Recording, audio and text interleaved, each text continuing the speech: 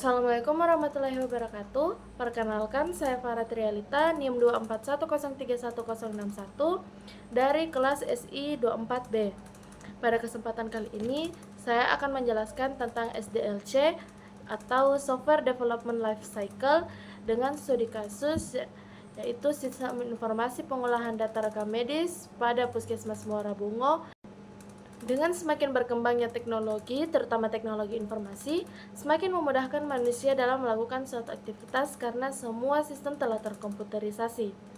Komputer merupakan suatu kemajuan teknologi yang sangat memudahkan dalam proses pengolahan dan penyajian data. Berbagai jenis tenaga kesehatan dengan perangkat keilmuannya masing-masing berinteraksi satu sama lainnya.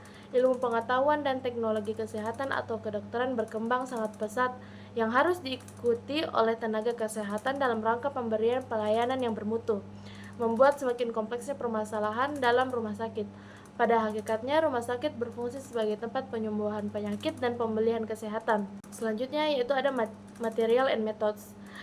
Metode yang digunakan yaitu Software Development Life Cycle atau SDLC, yaitu adalah proses mengembangkan atau mengubah suatu sistem perangkat lunak.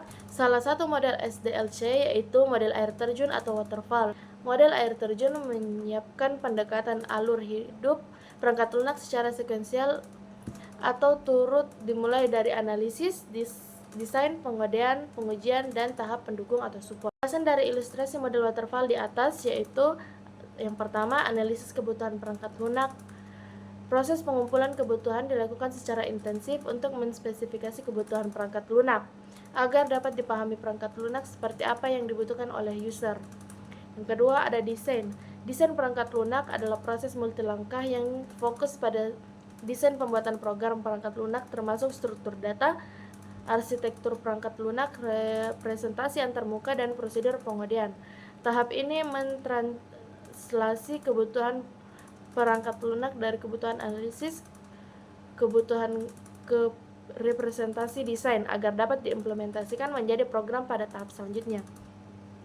Yang ketiga yaitu pembuatan kode diagram. Desain ini harus ditranslasikan ke dalam program perangkat lunak. Hasil dari tahap ini adalah program komputer sesuai dengan desain yang telah dibuat pada tahap desain. Yang keempat yaitu pengujian. Pengujian fokus pada perangkat lunak secara dari segi logik dan fungsional. Dan yang terakhir yaitu pendukung atau pemeliharaan. Tidak menutup kemungkinan sebuah perangkat lunak mengalami perubahan ketika sudah dikirim ke user.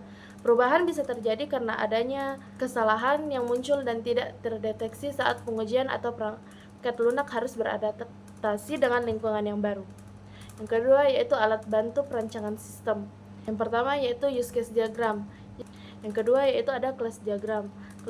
Yang ketiga yaitu ada activity diagram. Yang terakhir ada sequence diagram. Lalu yang terakhir yaitu conclusion. Dapat diambil beberapa kesimpulan yaitu 1.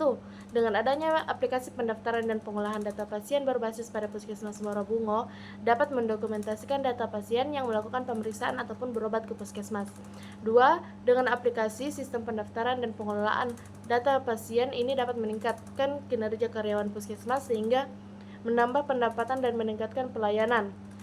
Yang ketiga, aplikasi sistem pendaftaran dan pengolahan data pasien ini dapat memudahkan kinerja Puskesmas Muara Bungo secara efisien dan akurat dalam membuat laporan atau melayani pasien yang sedang berobat.